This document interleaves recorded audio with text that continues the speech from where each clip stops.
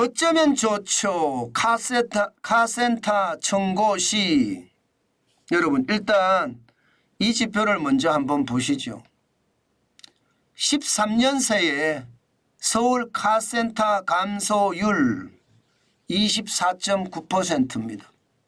자동차가 늘어나면 카센터, 자동차 전문 정비업소 당연히 늘어나야 되는 것 아닌가요? 당연히 늘어나야 되잖아요. 그런데 카센터가 줄어듭니다. 그것도 13년 사이에 24.9%나 줄어들었습니다. 진짜 엄청난 충격이죠. 보세요. 2010년 9월에 3,711개였습니다. 그런데 2023년 9월에 2,786개입니다. 13년 새에 24.9%나 줄어들었고요. 925개소가 줄어드는 겁니다. 굉장히 빠른 속도로 줄어들죠. 자동차는 계속해서 는다는데 이렇게까지 줄어드니까 카센터 하시는 분들 한숨을 절로 내쉽니다. 제가 아는 카센터 사장님도요. 요즘 굉장히 어려워합니다. 아니 카센터에 오면 뭘 고쳐야 되는데 고치는 것이 아니라 그냥 바람 넣으러 온다는 거예요. 카센터에. 바람만 넣고 간다는 겁니다. 그러면 여러분 카센터 하시는 분들은 도대체 뭘 먹고 살죠? 그러니까 카센터 하시는 분들이 최악의 상황을 겪는다. 그 말이 그냥 쉽게들 나옵니다. 그만큼 말입니다. 상황이 어렵다는 거예요. 게다가 카센터 하시는 분들에게 이야기를 들어보면요. 많은 사람들이 멀쩡한 자동차도 폐기한다는 거예요. 옛날에는 고쳐서 타고 고쳐서 탔는데 요즘은요. 그냥 폐기 처분하는 게 일상사라고 합니다. 그게 설사 전기차라고 하더라도요. 그러면 카센터 가는 확률이 그만큼 줄어들겠죠. 실제로도 그렇게 줄어듭니다. 게다가 그렇게 폐기 처분하는 사람들을 욕할 수가 없는 게요. 기본적으로 카센터를 가면요. 가격이 비싸요. 차라리 이 부품을 자주 갈라치면 자동차를 바꾸고 말지 이거를 부품을 갈고 타는 것을 안 하려고 합니다. 카센터 입장에서도요. 최저임금 올랐죠. 주 52시간제 적용이 되죠. 그러니까 사람을 쓸 수가 없습니다. 사람을 썼다고 하면 그에 대한 부담이 어마어마하기 때문에 이게 사람을 쓸 수가 없어요. 그래서 실제로 서울에서 말입니다. 카센터 하시는 분들도 보면 나홀로 사장님들이 많습니다. 참 이게 보면 카센터에 가는 사람들도 또 카센터 사장님도 양쪽이 다 어렵죠.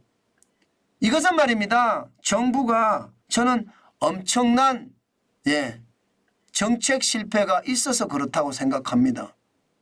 그렇기 때문에 양쪽이 다 어려우니까 시장은요. 오히려 점점 실패로 돌아서고 있습니다.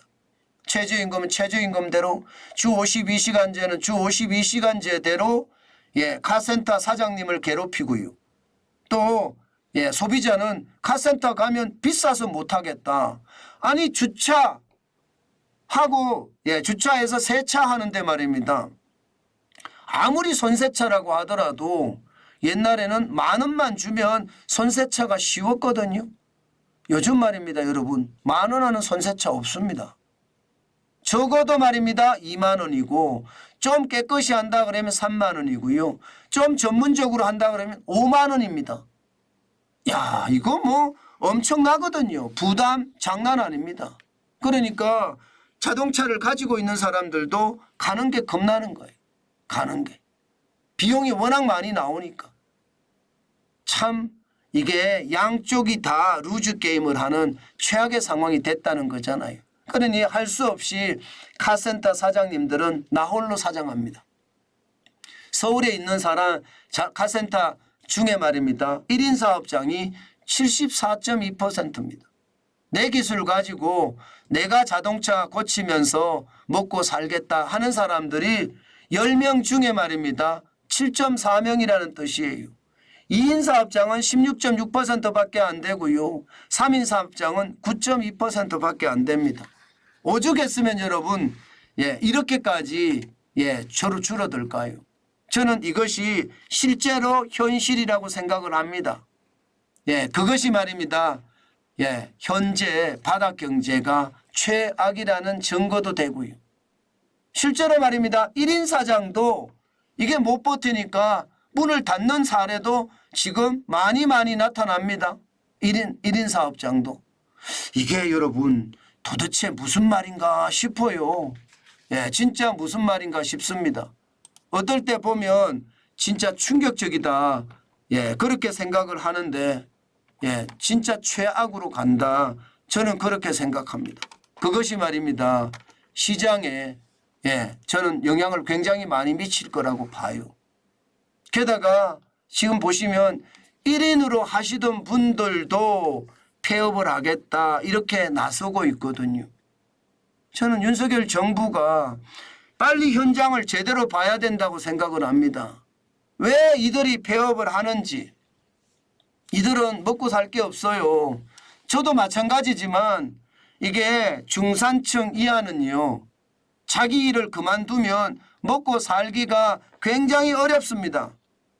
그런데 카센터 와서 바람만 넣고 갈 정도면 지금 상황이 얼마나 어려워졌는지 여러분들도 짐작이 되시죠? 저는 그만큼 말입니다. 그만큼 지금 우리가 굉장히 조심해야 된다고 생각을 합니다. 그것만이 지금 시장에 굉장한 위협으로 저는 작동이 된다고 봅니다. 오죽했으면 1인 사업장들이 이렇게 문을 닫을까요? 사실 이것을 보면 말입니다. 현장 경제가 진짜 좋지 않다는 거예요. 제가 여러분들에게 계속 말씀드리잖아요. 정부가 이야기하는 것과 달리 현장 경제는 진짜 힘들다. 그렇게 말입니다. 저는 그것이 말입니다.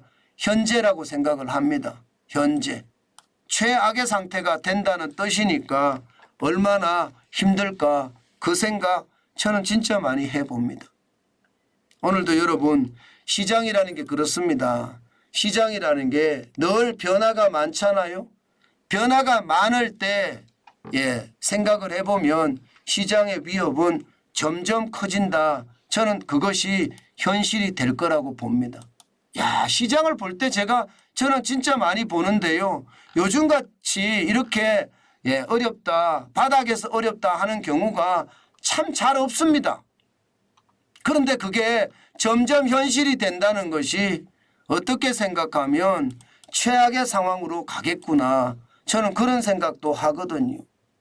진짜 여러분 시장 진짜 냉혹하게 봐야 되는데요.